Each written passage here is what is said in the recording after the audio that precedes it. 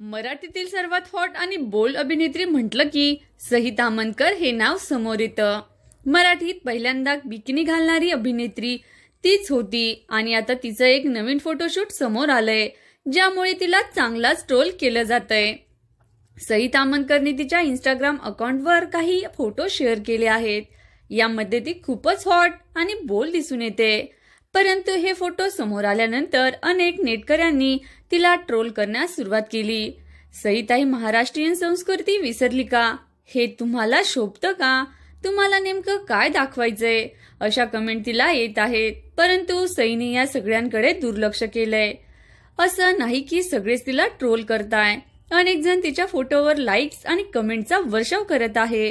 तू खूपच सुंदर दिसतेस अशा कमेंटही करण्यात आल्या आहेत। सई ताम्हणकर मूळची सांगलीची आहे। तिने मराठी चित्रपट विश्वात मोठं नाव कमवलंय। तिची सुरुवात टेलिव्हिजनवर झाली, पण ती आता हिंदी विश्वातही दिसून येते।